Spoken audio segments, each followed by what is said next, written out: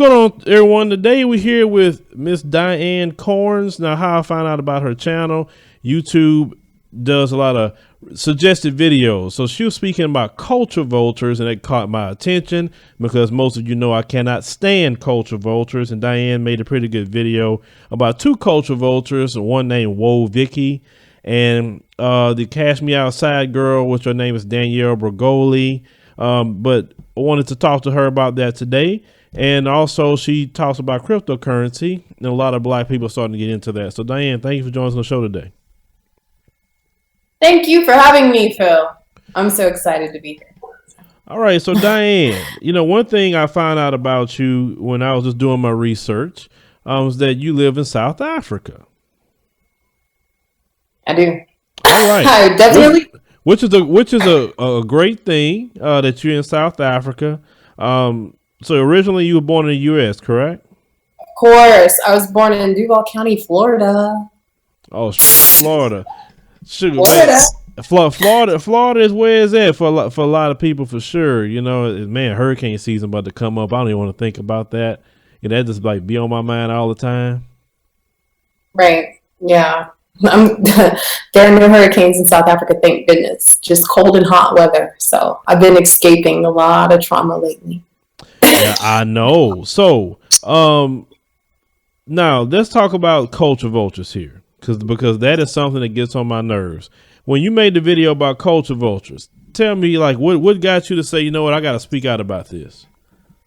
I had to speak out about that because I know the lady Rachel Dolezal is coming out with a new documentary on Netflix, and it's a shame that she has to be sent into obsolescence and embarrassment and humiliation after, okay, she really did take it far. Okay. She did pretend to be black and all this stuff, but it got me thinking, how is it that society accepts the people who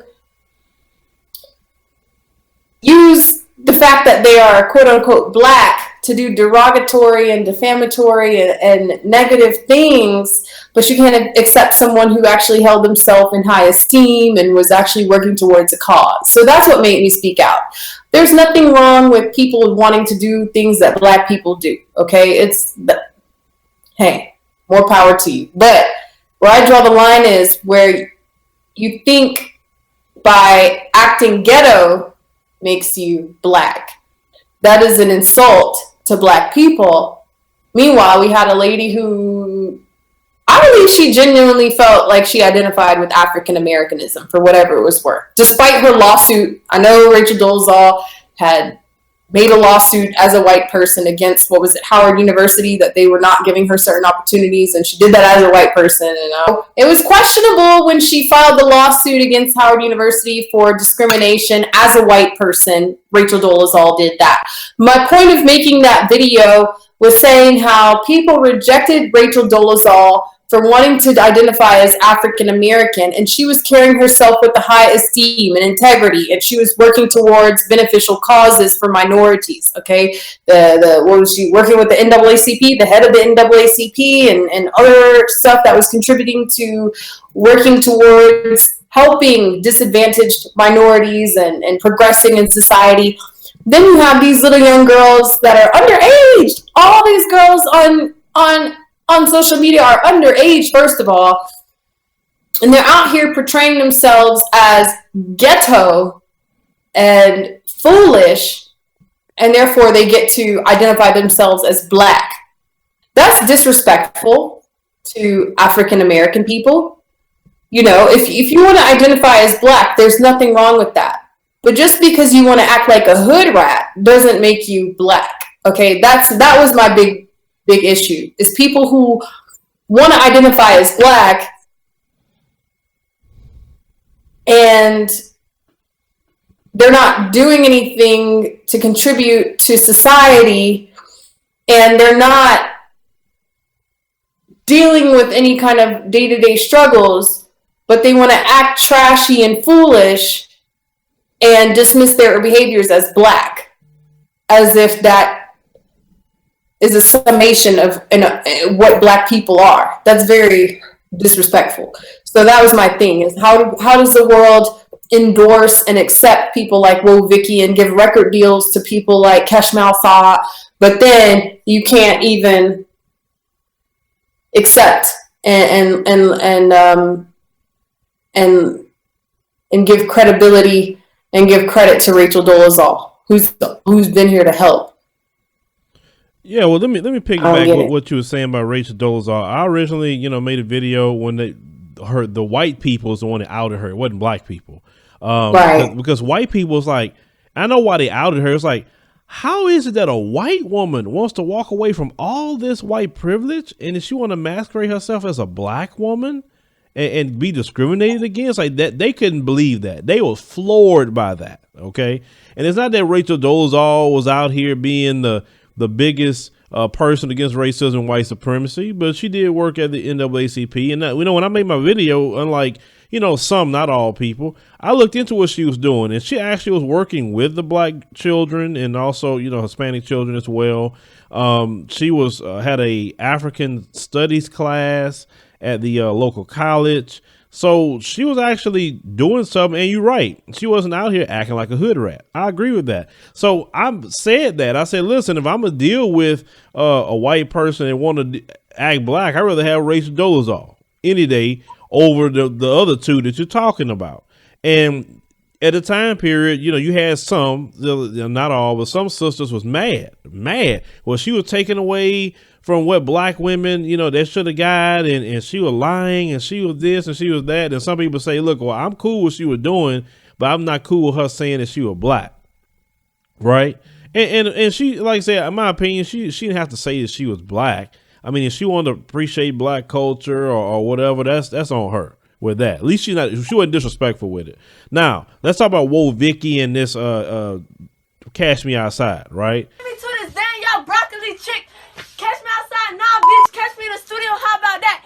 And her songs is ass. I'm in the studio making real hood trap shit. Unlike her wannabe music, her music ain't never gonna hit top 10 on the charts. My music gonna pussy ass. Catch me outside, girl. This bitch is cap. She told me to meet her at the Grove to fight, but guess what, bitch? I pulled up, and bitch, you wasn't in that. Bitch, you scared. You know how I beat your ass, bitch.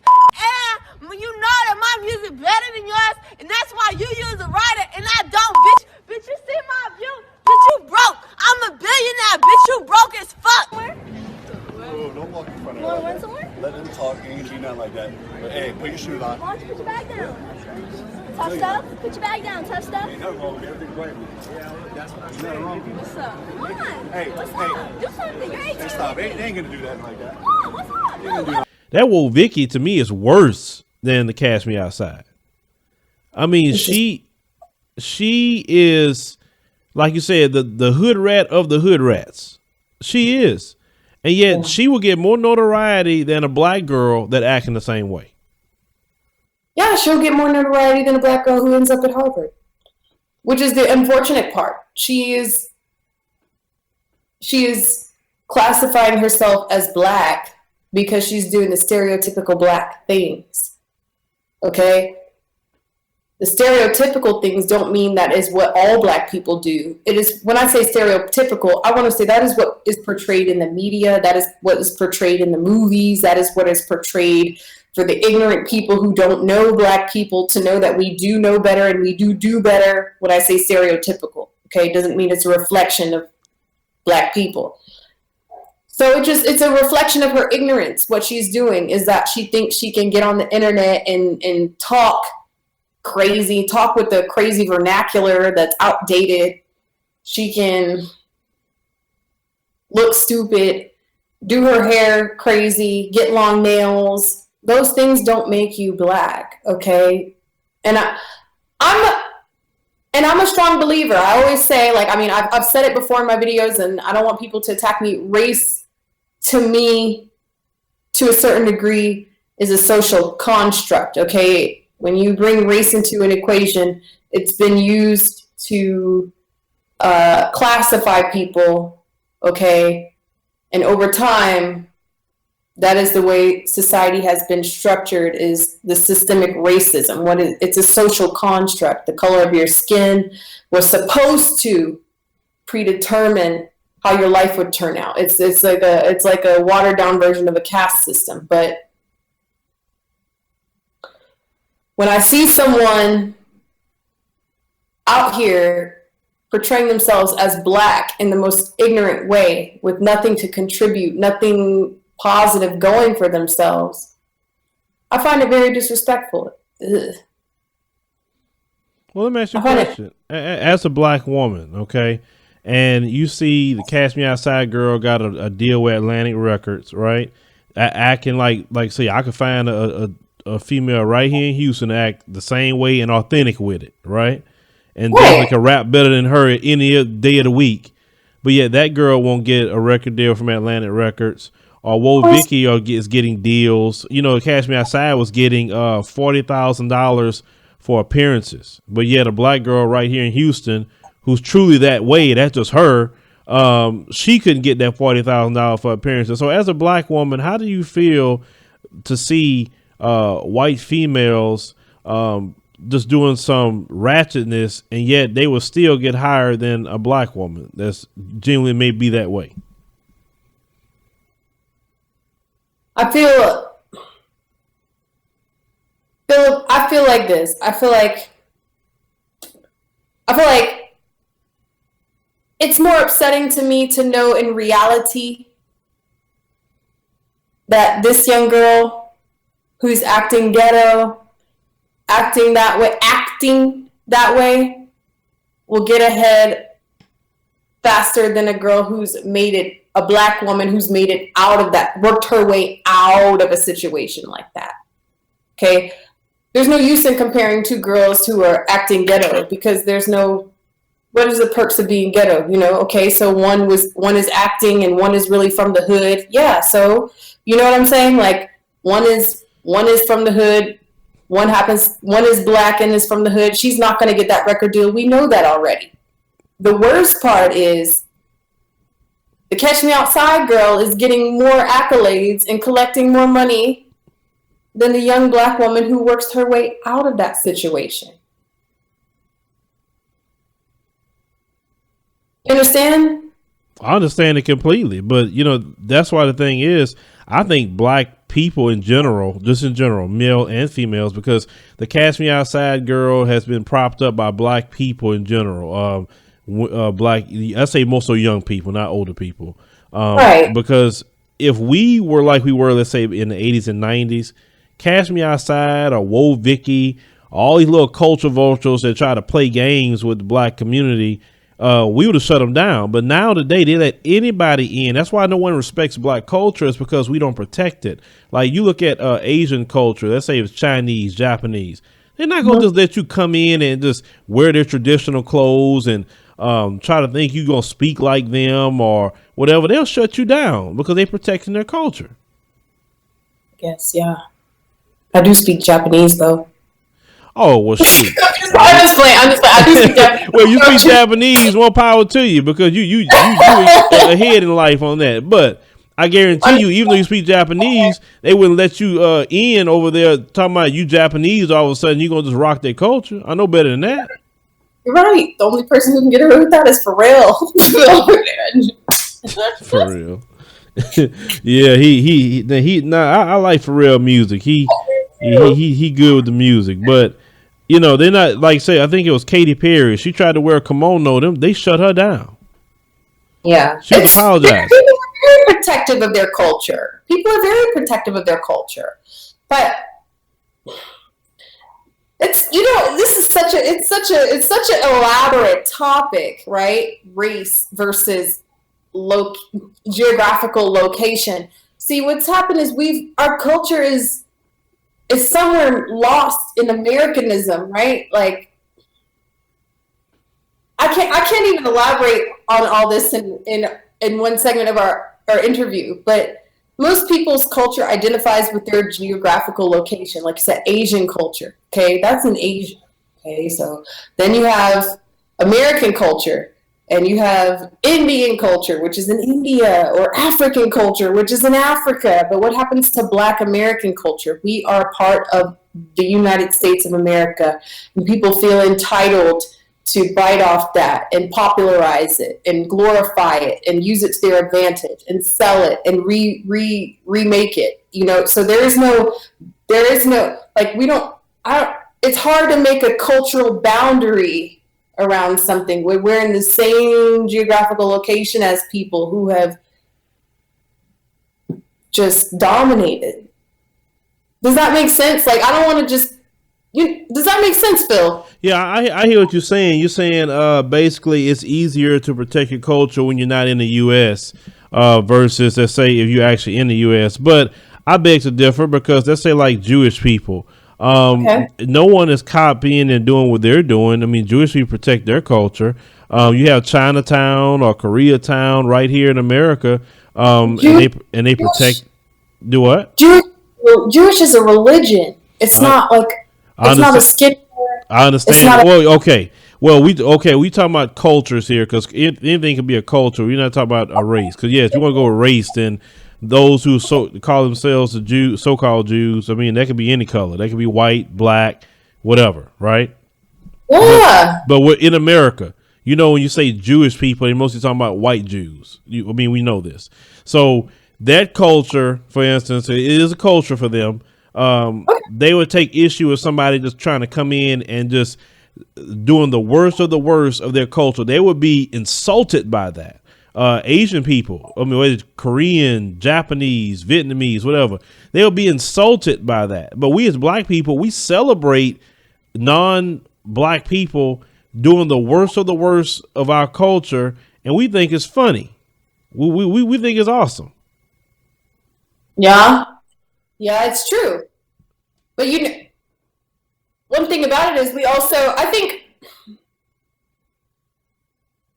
we also think it's funny when people of our own culture, black people themselves, act a fool and act the lowest of the low. We glorify that, which gives other people permission to do those things because they see the attention it brings.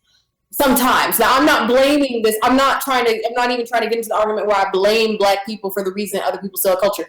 But I think we as people have the humility and we enjoy seeing someone else seeing our own people do something. But when someone else does it and it's a demonstration of the lowest of the low, we're offended. You get me?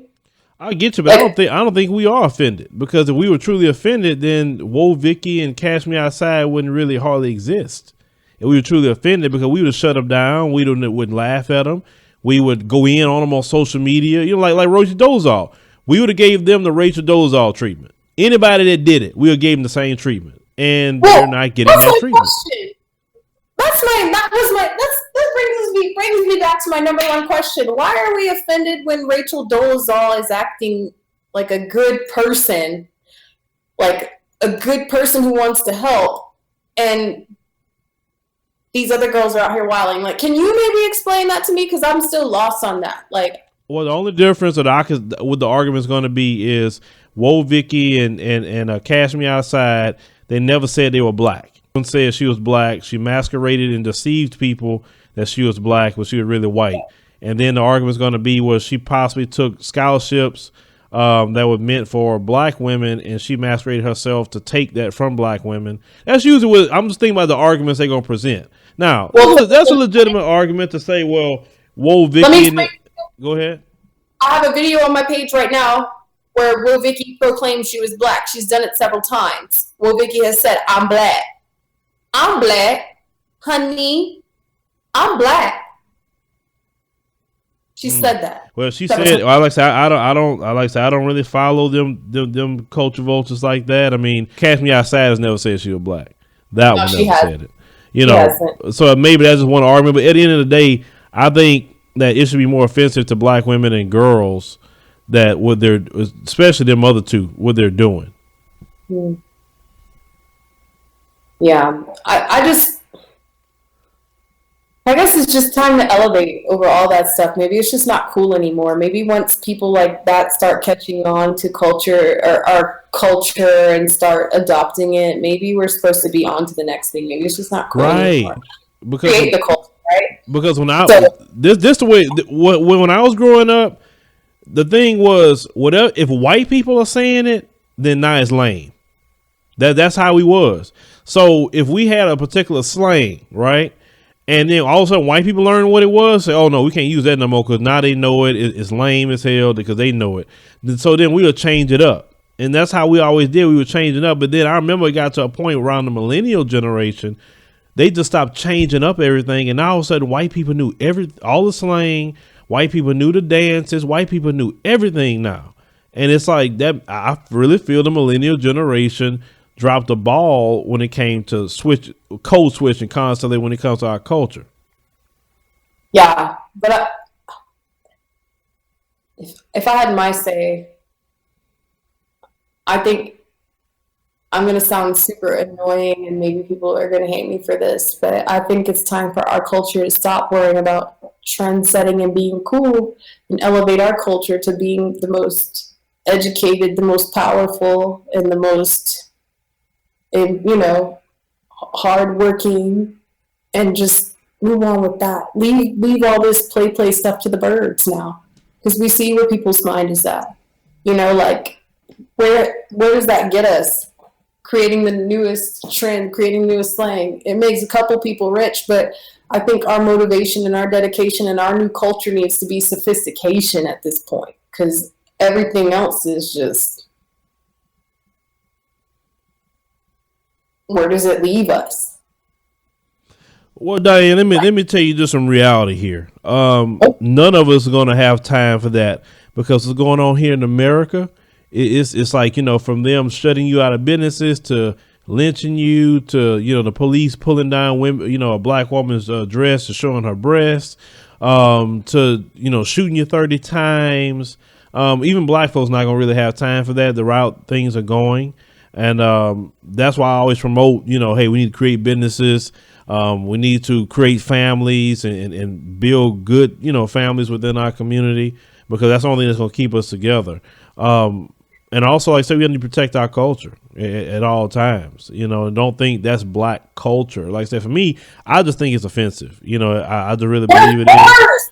And of course it's offensive. But at the same time, black people have to shut down that particular behavior as well. We can't, uplift it. Now, black people, we always been hardworking. I mean, if we wasn't so hardworking, they wouldn't have brought us over here from Africa to work 246 years for free. I mean, we are some of the most hardworking people in the world. That's not our problem. It's hard work. Our problem is, building things for ourselves and separating ourselves from a white supremacist system so we can do for ourselves. And, but that's, like I said, that's a conversation itself as well. I just believe black people just should not uplift that or celebrate that. And I think black women and girls should be highly pissed and give Woe Vicky, Cash Me Outside, anybody else that treatment. I just believe that. Now, let me ask you a question about something else that you're into on your channel. Cryptocurrency. Now, you don't hear too many black women talking about that. Bitcoin and the other, cryptocurrencies that's out there. What got you into that? What got me into that, I was tutoring people, and they started asking me if I accept Bitcoin. At first, I was like, Bitcoin, and then I decided one day, well, yeah, sure, why not? And then it started rising exponentially in price, and it's been on and popping ever since then. Like,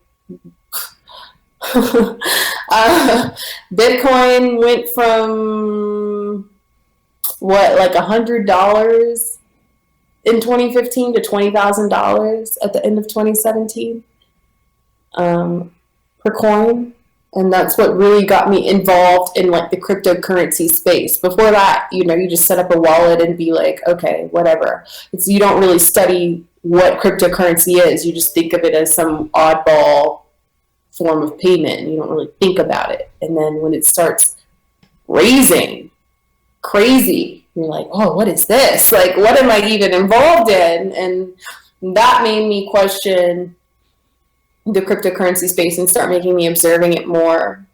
And it's been pretty cool. It's been pretty nice. So basically, for those people who don't know, cryptocurrency is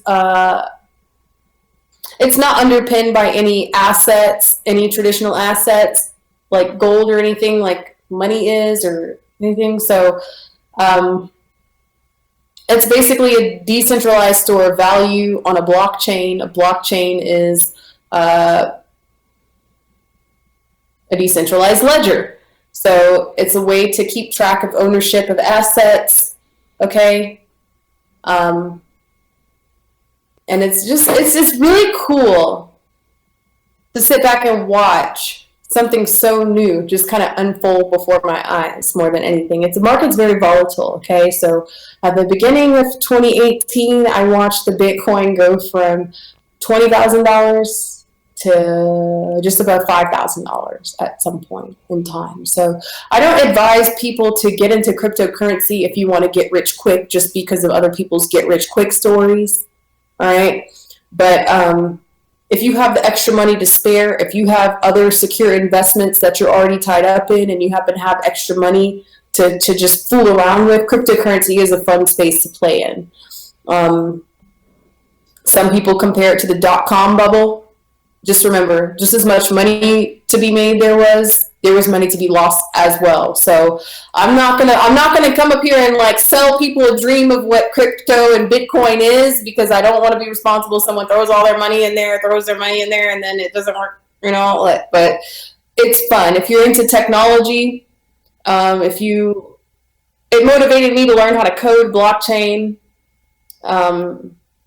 coding stuff like Ethereum, which is a different cryptocurrency than Bitcoin. Just motivates you to learn constantly is what being in the crypto space allows. So. Now, are you know much about cryptocurrency stocks? Like ICOs? Like ones that's traded on the New York Stock Exchange, because I looked into some cryptocurrency stocks because like I said, I play around with that.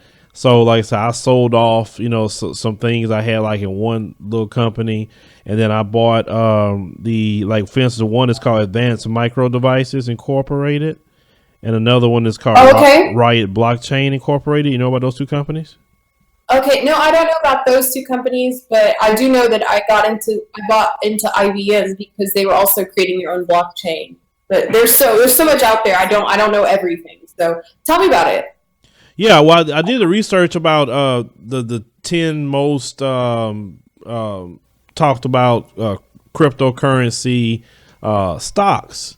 So, because you see cryptocurrency is moving around or whatever, and I say, whoa, okay, so some of these stocks, for instance, are trading like right now. The one I told you is like trading at $10.93 a share. The other one right now is trading at $7.33 a share as I'm looking at it here. Just like you have your marijuana stocks now, but the crypto stocks are actually doing way better than the marijuana stocks. So that's why I know if you had looked into that, because they're trading it on New York Stock Exchange now. Not the Bitcoin, but companies that's into that. Right. Yeah. Companies that are into. See, there's a difference that I noticed. Now, I don't know anything about the companies you've gotten into, but I know for a fact, like, there's a difference between getting involved in cryptocurrency and investing into blockchain technology, right?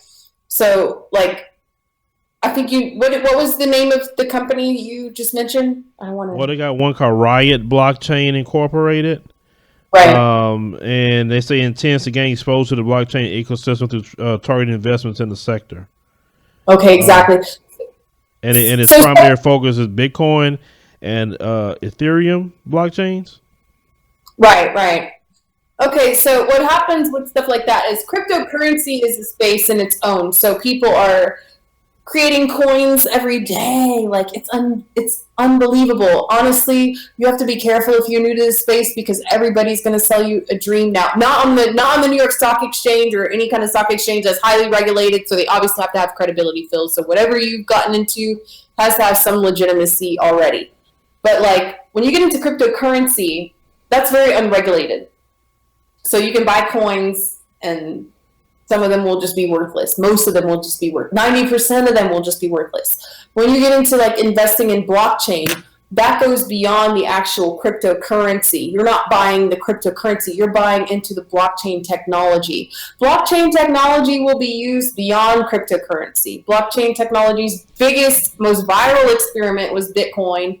Okay, but blockchain technology is being used right now by Walmart. What is it? I think it's Nestle Foods.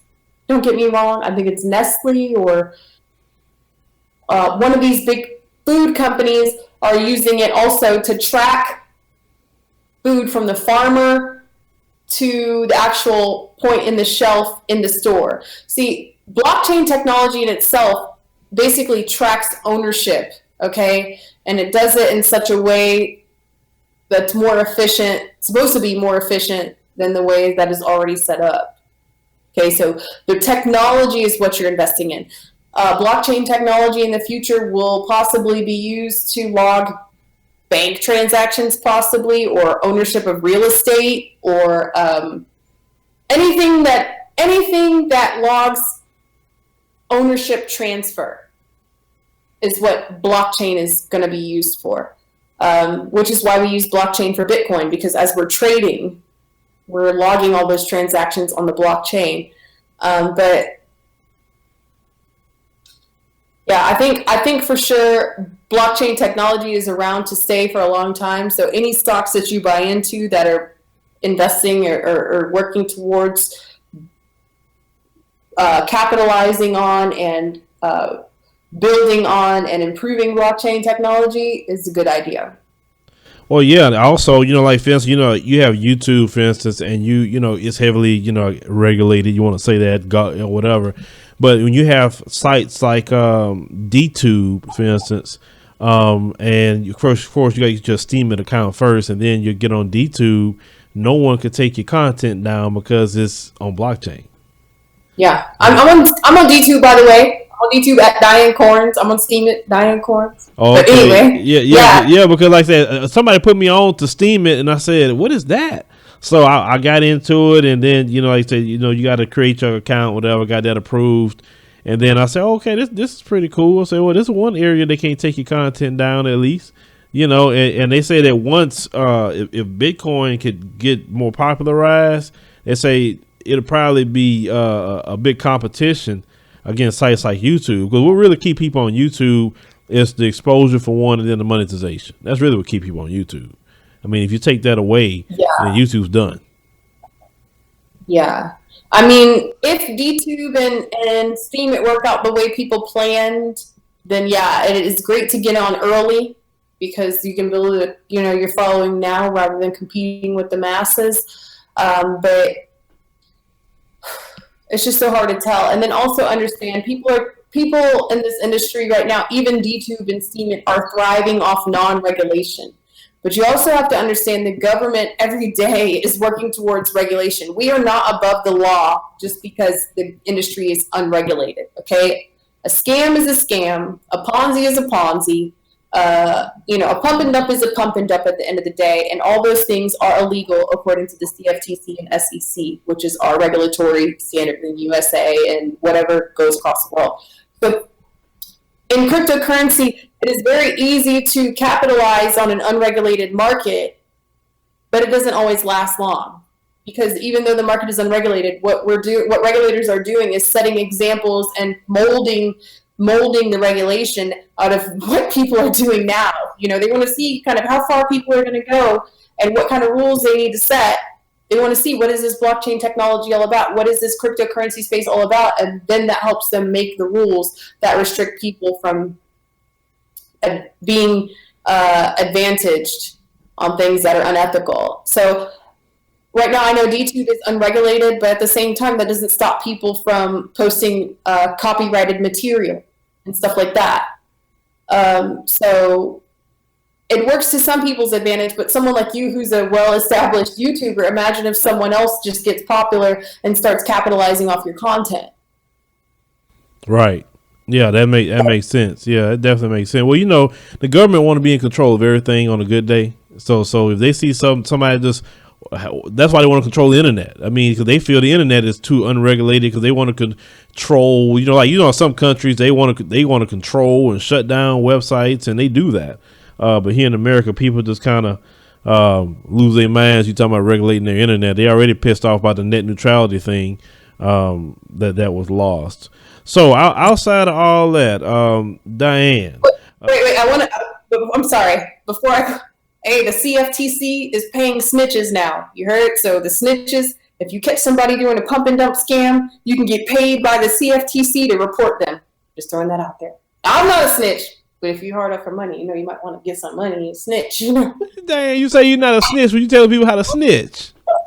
So you snitching. The only time to me snitching, people use the word snitch. The only time the snitching is bad, and really the definition of a snitch is like you doing dirt, and then now you gonna tell on other people that's doing dirt. Like that's a true snitch. But someone that's committing crimes in your community and doing wrong, and you say something about it, that's not snitching. But no, Diane, in a classic way, look, I ain't snitching, but this is how you go snitch and make money. Boy, Diane, you're not no informant, are you? No, I'm not an informant. I'm just trying to help people who might want to make a little extra cash. If you see a pump and dump out there, you contact the CFTC. They have a bounty program, okay? Read about it, okay? Make a little money. I'm just telling you. Just look. And you know all about it. How much money you made? No, look, it just came. I just read about it today. I haven't made a dime yet. I'm not going to make a dime. I'm not a snitch. Okay, but you know all the outs of it. No, I'm not going to snitch on people. I do often make videos exposing people's scams to save other people, but I don't know if I can. That's a good thing. If somebody's scamming and hustling out there, and really taking advantage of people, exposing is the best way to do it anyway. Because once you expose it more, because you can go snitch on them or whatever, and they can get stopped, shut down, arrested, whatever. But the next person coming along, they gonna try what they did and maybe improve on the scam, right? So I believe we always should put people on blast. That's something we should always do, because it's wrong to scam people out of their money. Like I said, I guess those Nigerian prince scams, they went to the next level, right? Oh God. Yeah. It's funny to me that some people get caught up in that. Like, if you go give a guy and say he's a Nigerian prince your money, like why would he be on the internet talking to you if he's a prince? I'm just saying it don't make sense, but the Bible teach a fool and his money shall depart. But Diane, how can people find you on YouTube? People can find me on YouTube at Diane Corns. Just type in Diane Corns, DIANE, one N and an E, CORNS. And no, I don't have corns on my feet. I'm so tired of people cracking that joke. Oh, your last name is Corns. You must have corns on your feet. Oh, it's so played out. Sounds so high school. People do it all the time. I wouldn't even thought about something like that. Yeah, you have some very childish people watching your channel, that's for sure. But Diane, I want to thank you for joining us on the show today, guys. We're putting a pinned comment how you can get to Diane's YouTube channel. Go there and subscribe. I recommend it. And there's some things that maybe I didn't get into you want to talk with her about, and go over there and talk with her, and she will possibly answer your questions about crypto or any other issues within the community. So Diane, you have a blessed day. I appreciate you joining us on the show. Thank you so much for having me, Phil. I can't wait to talk to you again.